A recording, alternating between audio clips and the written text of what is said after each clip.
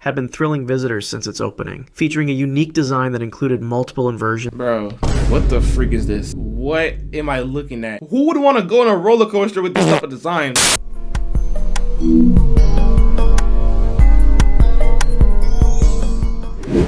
And now you guys know I'm not trying to go on these roller coasters no more, right? For the thrill, I want to go on the ride for the thrill. Okay. Because today we are reacting to the worst amusement park accidents ever. So let's get straight to this. Superman Tower of Power incident. Alright. On June 21st, 2007, 13-year-old Caitlin Lassiter arrived at Six Flags Kentucky Kingdom with her family for what should have been a perfect summer day. The Louisville amusement park was bustling with visitors eager to escape the heat on the various rides and attractions. I'm gonna be real, guys. The one thing that I do not like about amusement parks, like by default, it's always gonna be hot. The sun is gonna be cooking everybody, I ain't gonna lie. Caitlin, an active middle school student from nearby Elizabethtown, had been looking forward to this trip for weeks. She was particularly excited about the Superman Tower of Power, the park's signature thrill ride that dominated the skyline at 177 feet tall. The Superman Tower of Power was considered one of the most popular attractions at Kentucky Kingdom. The ride worked by seating passengers in a circular gondola with their feet dangling freely beneath them. A sophisticated cable and pulley system would lift riders to the top of the tower, pause for a moment to build suspense, then release them into a controlled free fall back toward the ground. The sensation of weightlessness combined with the panoramic view of Louisville made it a must-ride attraction for thrill seekers. Safety harnesses secured riders around their torso and shoulders, while their legs hung unrestrained below the seats. Now, why? That should have been a safety violation right there. Like, why is our legs dangling from... Like, why is our legs dangling in the air like that? Like, we're like 1,000 feet up in the air. Caitlin joined the line with her family members, watching as previous groups of riders screamed with delight during their descent. The ride operators went through their routine safety checks, ensuring all harnesses were properly secured before initiating the lifting sequence. Everything appeared normal as Caitlin's group was loaded into the gondola seats. The massive tower stretched high above them, and she could feel the anticipation building as the ride began its slow ascent. At approximately 40 feet above the ground, something went catastrophically wrong. One of the main support cables suddenly snapped under tension, creating a whip-like effect as the severed cable lashed across the ride's gondola. The steel cable, moving at tremendous speed and force, struck multiple riders before they could react. In an instant, what had been a moment of anticipation turned into absolute horror. Caitlin bore the worst of the cable's impact. The severed steel wire struck her legs with such force that both feet were completely amputated above the ankle. The other riders in the gondola screamed in terror as they witnessed the unthinkable accident. It was that hard? Oh my goodness, I'm not being dramatic, y'all. Like, the cable was so hard it amputated her legs off. Blood immediately began flowing from Caitlin's severe injuries while she remained conscious and aware of what had happened to her. The ride operators, seeing the emergency situation, immediately halted the lifting mechanism and began emergency descent procedures. Park security and medical personnel rushed to the scene as soon as the gondola returned to ground level. Caitlin remained remarkably calm despite her traumatic injuries, even asking about her severed feet. Emergency medical technicians quickly applied tourniquets and began life-saving treatment while preparing her for immediate transport to University Hospital. The other passengers, though physically unharmed, were deeply traumatized by witnessing such a horrific accident. The Superman Tower of Power was immediately shut down pending a full investigation. Caitlin survived her injuries but faced a lifetime of challenges adapting to her permanent disability. The accident led to industry-wide reviews of cable inspection procedures and ride safety protocols. Six Flags ultimately settled with the family for an undisclosed amount, while the ride was permanently removed from the park. The incident became a watershed moment for amusement park safety standards across the entire industry. I ain't gonna lie, I'm kind of curious right now. I want to search that one up. So it's called the Superman Tower? Oh yeah, they got it. Hold on. Oh yeah, see that right here? It says she lost her legs. Oh, is this the one right here? Now guys, I would have watched that video, but I already know that YouTube is gonna take that video down instantly, so it was pretty much worthless. Dipper roller coaster derailment incident. On May 30th, 1972, families across London flocked to Battersea Fun Fair to celebrate the holiday weekend. The popular amusement park located along the Thames had been a beloved destination for generations of Londoners seeking thrills and entertainment. Among the fair's most popular attractions was the Big Dipper, a classic wooden roller coaster that had been delighting visitors since 1951. The aging ride, with its traditional white-painted wooden structure and steep drops, represented the golden age of British seaside entertainment.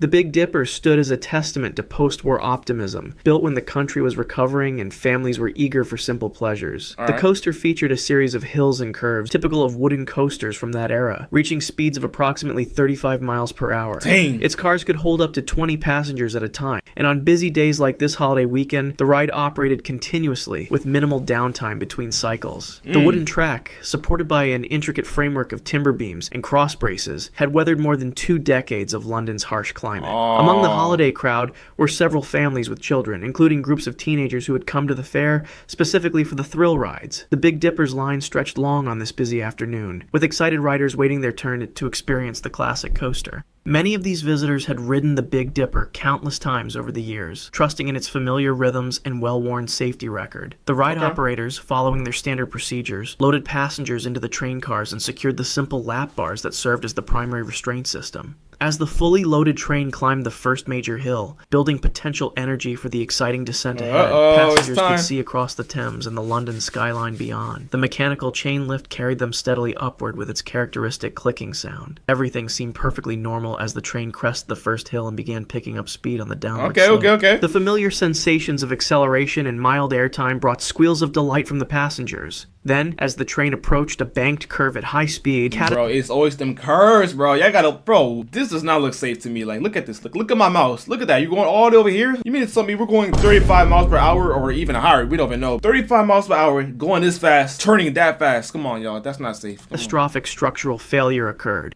A critical section of the wooden track structure collapsed without warning, unable to support the dynamic forces of the speeding train. The lead cars immediately derailed, leaving the track entirely and plummeting toward the ground below. Passengers were thrown from their seats as the cars tumbled and crashed into the support structure beneath the track. The wooden framework, never designed to catch falling train cars, splintered and collapsed under the impact. 5 people died instantly from the devastating crash, while 13 others sustained serious injuries ranging from broken bones to severe trauma. The screams of the injured and terrified witnesses filled the air as park staff and visitors rushed to help. Emergency services arrived quickly, but the tangled wreckage of wooden beams, twisted metal, and overturned train cars made rescue efforts extremely difficult. Some victims remained trapped beneath the debris for hours, while rescue workers carefully dismantled the collapsed structure. The investigation that followed revealed that structural fatigue and inadequate maintenance had compromised the ride's safety. The wooden support beams had deteriorated over the years, weakened by weather exposure and the constant stress of— Like, who makes up roller coasters out of wood?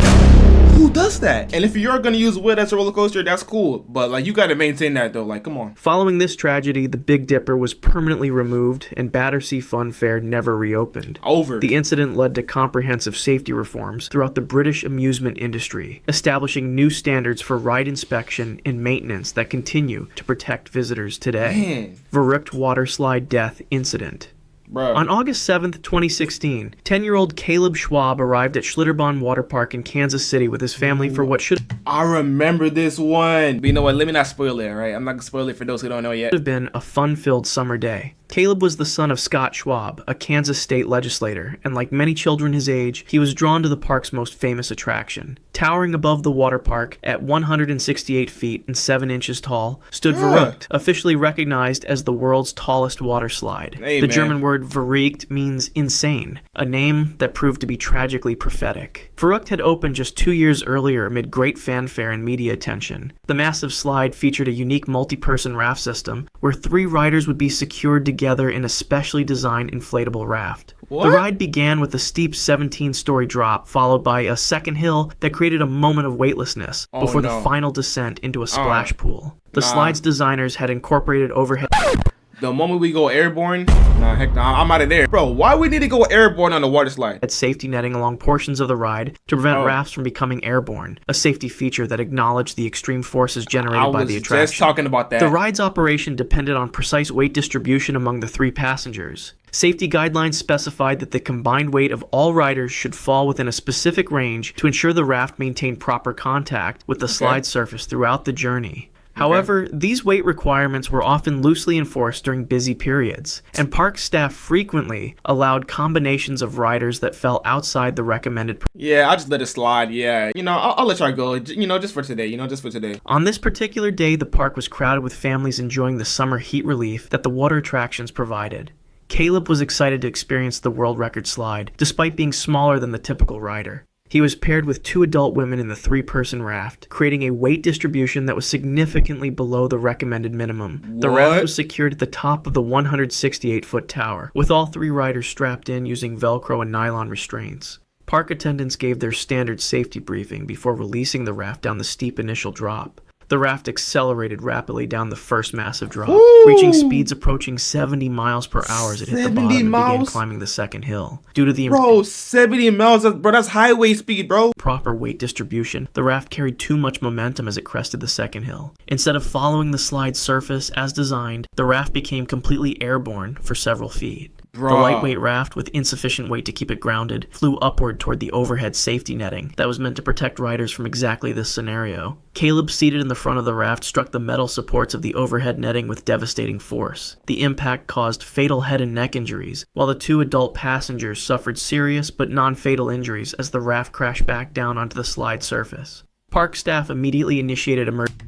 I know the park staff, they immediately got fired. And they got sued on top of that. But Caleb's injuries were beyond any medical intervention. The other riders were rushed to nearby hospitals for treatment of their injuries. Verrückt was immediately and permanently closed following the accident. Get him out of here, subsequent coach. investigation revealed a pattern of safety violations and design flaws that had been ignored since the ride's construction. Criminal charges were filed against several park executives and the ride's designer for reckless behavior and second-degree murder. Evidence emerged showing that engineers had repeatedly warned about safety issues during construction, but So, you mean to tell me that the people that take care of the water slides, the engineers, they was already telling y'all to get that fixed up, and y'all was like, nah, we good. These concerns were dismissed in favor of meeting opening deadlines. The slide was completely demolished in 2018, and the incident led to comprehensive reforms in waterslide safety regulations nationwide. Haunted Castle Fire Incident. Dang. On May 11, 1984, Six Flags Great Adventure in New Jersey was experiencing one of its busiest spring evenings of the season. The warm weather had drawn large crowds to the popular theme park, with families and groups of teenagers eager to experience the various rides and attractions. Among the park's most popular draws was the Haunted Castle, a walk-through dark ride that promised visitors a terrifying journey through a maze-like structure filled with ghosts, monsters,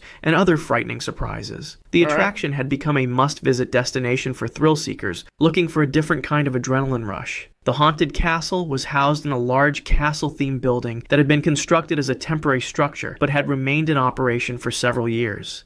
Inside, visitors would navigate through a series of narrow corridors, dark rooms, and tight passages while costumed actors and mechanical effects provided scares along the way. The building's interior was decorated with foam padding, fabric hangings, and various props designed to create an authentically spooky atmosphere. These decorative materials, while effective for creating the desired ambiance, were highly flammable and had never been treated with fire-resistant chemicals. 8 teenagers, including a group of friends from nearby towns, had decided to experience the haunted castle together that evening. They were typical of the attraction's target demographic, young people seeking thrills and the social bonding that comes from shared scary experiences. The group purchased their tickets and joined the line outside the castle's entrance, joking nervously about what they might encounter inside. And guys, don't forget, the items that's inside the haunted house is highly flammable, alright? It's highly flammable, so don't forget that. None of them could have imagined that this routine visit to a popular theme park attraction would end in tragedy. The building's design created several inherent safety hazards that would prove fatal. The maze-like layout included numerous dead ends and confusing pathways intended to disorient visitors as part of the entertainment experience. Wow. Now, why they gotta be dead ends, though? The building lacked a sprinkler system, smoke detection equipment, and adequate emergency lighting that would have been required in permanent structures housing public attractions. Did it have that? Shortly after 6:30 p.m., a small fire began in one of the foam-padded walls deep within the attraction. Here we go. The exact cause was never definitively determined, but investigators suspected that either an electrical malfunction or discarded cigarette had ignited the highly combustible foam materials. Within minutes, the flames spread rapidly through the interconnected rooms and corridors, fed by the abundant flammable decorations and furniture throughout the structure. The building quickly filled with thick, toxic smoke that made visibility nearly impossible. Visitors inside the attraction initially thought the smoke and heat were part of the show, as special effects were commonly used. Bro, that's the worst feeling, bro. Like, when something bad is actually happening, and, like, the audience, they think it's, like, a part of the show. That's the worst thing, bro. That's, like, the worst feeling, bro. By the time people realized they were in genuine danger, the fire had spread extensively, blocking many of the limited exit routes. The maze-like interior, designed to confuse visitors under normal circumstances, became a death trap, as panicked people tried desperately to find their way out through the smoke-filled corridors. The 8 teenagers became separated and lost in the burning maze. Despite the efforts of emergency responders who arrived quickly at the scene, all 8 young people died from smoke inhalation before they could be rescued. The victims ranged in age from 15 to 18 years old, their lives cut short by a preventable tragedy that exposed serious gaps in amusement park safety regulations. The investigation that followed revealed numerous safety violations and regulatory failures. The structure had been approved as a temporary building but had operated for years without meeting permanent building codes. Criminal charges were filed against several park officials, and the incident led to comprehensive reforms in fire safety requirements for all amusement park attractions nationwide. The tragedy at the Haunted Castle became a turning point that fundamentally changed how the industry approaches safety in entertainment venues. Worlds of Fun decapitation incident.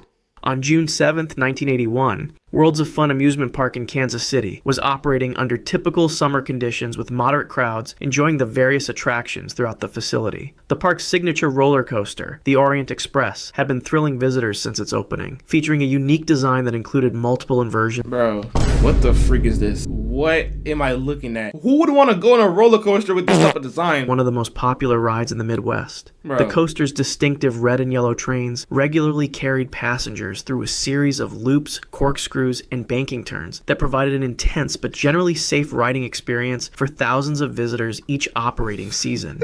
William Haithcote was a 20-year-old seasonal maintenance worker who had been employed at the park for several weeks. Like many young people working summer jobs at amusement parks, he was eager to prove himself reliable and thorough in his duties. William had been assigned to perform routine maintenance inspections on various rides throughout the park, a responsibility that required him to examine track conditions, mechanical components, and safety systems. Hey, that's kind of a lot to ask for from a 20-year-old rookie. Sure everything was functioning properly. These inspections were typically scheduled during off-peak hours, or when rides were temporarily shut down for maintenance purposes. On this particular afternoon, William was conducting what should have been a routine inspection of the Orient Express roller coaster. The standard protocol required that all ride operations cease completely before any maintenance personnel entered the restricted areas around the track. Multiple safety procedures were in place to prevent exactly the type of accident that was about to occur, including communication systems between ride operators and maintenance staff, physical lockout procedures for ride controls, and clearly marked boundaries that separated operational areas from maintenance zones.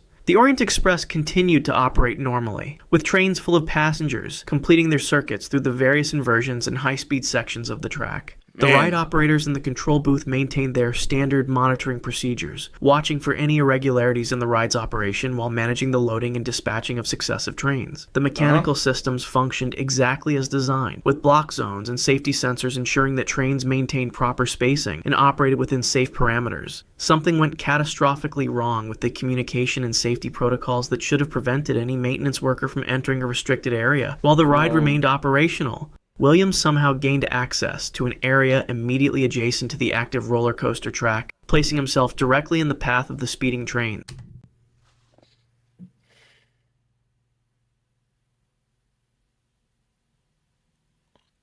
We all know what's about to happen, right? Whether this was due to a breakdown in communication between departments, inadequate training on safety procedures, or a momentary lapse in judgment, the result was the same. As one of the Orient Express trains rounded a curve at full operational speed, it struck William with tremendous force. The impact was instantly fatal, causing severe trauma that resulted in his decapitation. The passengers on the train experienced the horrific shock of witnessing this tragic accident, while the ride operators immediately initiated emergency shutdown procedures upon realizing what had occurred. The train was brought to a stop as quickly as the safety systems allowed, and emergency services were summoned to the scene.